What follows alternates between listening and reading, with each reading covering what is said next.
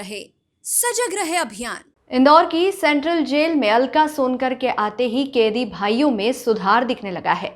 प्रदेश का एकमात्र ऐसा जेल जहां कैदियों को परिवार की तरह रखा जाता है, वहीं धार्मिक आयोजन भी जेलर अलका सोनकर द्वारा लगातार कराए जा रहे हैं। Indore central jail jailer Alka Sonkar ने DJR न्यूज़ की विशेष चर्चा में बताया कि जेल में बंद कैदियों को सुधारने के लिए विशेष इंतजाम किए गए हैं। कैदियों को पढ़ाई लिखाई से लेकर रोजगार मिल सके, इसके लिए विशेष ट्रेनिंग दी जाती है। जेल अधीक्षक अलका सोनकर ने बताया कि पूरे मध्य प्रदेश में पहली बार इंदौर के सेंट्रल जेल में गणेश स्थापना के साथ ही गरबा महोत्सव का भी आयोजन किया गया।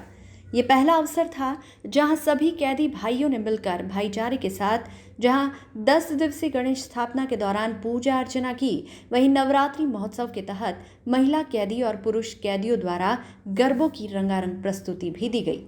साथ ही आगामी त्योहारों को देखते हुए जेलों में कैदी भाइयों के लिए दीपावली मिलन समारोह, भाई दूज का आयोजन भी किया जाएगा। साथ ही जेलर अलका सोनकर ने बताया कि कैदी भाइयों को सुधारने के लिए हमें रावण नहीं राम बनना होगा। गांधीवादी सिद्धांतों पर चलकर पाठ पढ़ाया जा रहा है ताकि अपनी सजा काटने के बाद बाहर निकलने के बाद दिलो दिमाग में भी फिर से अपराध करने की बात ना कर सके, जिसके तहत सभी कैदी भाइयों को एक परिवार की तरह रखा जाता है, जिससे कैदी भाइयों में भी काफ़ी सुधार आया है। वहीं महिला कैदियों के लिए भी विशेष ट्रेनिंग जेल के अंदर दी जा रही है, जिसमें सिलाई कढ़ाई से लेकर ब्यूटी पार्लर का कोर्स भी कराया जा रहा है ताकि सजा काटने के बाद अपना जीवन खुद अपने पांव पर खड़े होकर जी सके। वहीं इंदौर के सेंट्रल जेल से कई ऐसे कैदी भी हैं जिन्होंने सजा काटते हुए जेल में रहते काम सीखा है। वहीं पढ़ाई लिखाई कर कई कैदी भाई जेल से छूटने के बाद अच्छी नौकरियां भी कर रहे हैं। इंदौर से DJR न्यूज़ के लिए यशवंत पवार की विशेष रिपोर्ट। नमस्कार, मैं हूं यशवंत पवार DJR न्यूज़ से। आज हमारे साथ में है अलका सोनकर जी, जेल अधीक्षक। आज इनसे चर्चा करेंगे कि जेल में आने के बाद में कितना बदलाव हुआ है। कई सार्वजनिक कार्यक्रम भी हुए। पहले कई बार कैदियों पर पाबंदियां होती थी, लेकिन आज भाई बहन का यहाँ पर त्यौहार भी देखने को मिल रहा है।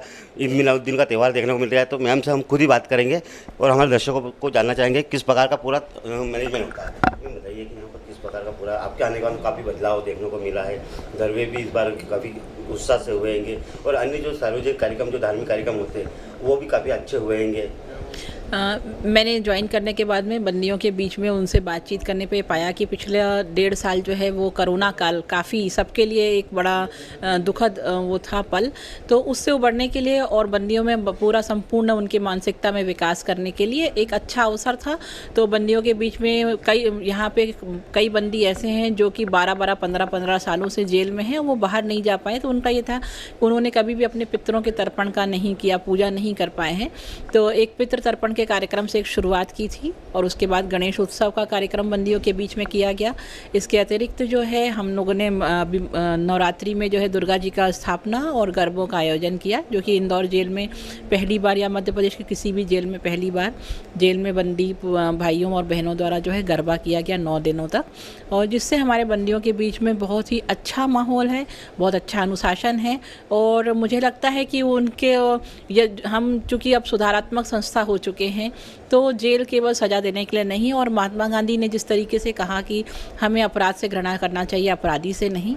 और ये तो शिव की सबसे बड़ी भक्त अहिल्या माता की नगरी है, वो भी जो है सुधार में विश्वास रखते थे और हम भी उसी तर्ज पर चलते हुए बंदियों में सुधार की भावनाओं को आगे रखते हैं। किस प्रकार से कैदियों में बाहर से अपराध करके आते हैंगे, कई बार गुस्सा भी रहता है, और उनको किस प्रकार से आप हैंडल करते हैंगे, किस प्रकार से सुझाव देते हैं कि आगे भविष्य में यदि अगर आपको अच्छा रहना है, परिवार लेना, तो उसको लेकर आप किस प्रकार से इनको हैंडल करते हैं? बंदी जब भी जेल में आते हैं तो सबसे पहले उनकी काउंसलिंग की जाती है। काउंसलिंग के अनुसार हम उन्हें ये देखते हैं कि वो किस प्रकार की किस काम में उनकी रुचि है और उनको मोटिवेट किया जाता है। उनके अंदर स्किल डेवलपमेंट का काम, उनको जो है हुनर सिखाया जाए। यदि वो शिक्षित नहीं है तो उन्हें शिक्षा दी जाए, कम से कम वो अपना नाम पढ़ लिख सके ताकि वो किसी भी ऐसे कागज़ में साइन करने से पूर्व उसे पढ़ सके। इसके लिए उनको अवेयर किया जाता है। साथ ही उनके स्वास्थ्य का पूरा ध्यान रखा जाता है और उनके अंदर उनकी ही इच्छा से जो वो कहते हैं कि हमें इस काम को करने में रुचि है उस काम को सिखाने का हम लोग प्रयास करते हैं। ये थी अलका सोनकर जी, जिन्होंने बताया कि कैदी भाइयों के बीच में रहकर किस प्रकार उन्हें समझाइश दी जाए और आने वाले समय में अपने जीवन किस प्रकार व्यापन किया जाए, उसको लेकर भी यहाँ पढ़ाई लिखाई से लेकर अन्य उन्हें ट्रेनिंग दी जा रही है। इंदौर से DGI न्यूज़ यशवंत पवार। ये थी हमारी खबर।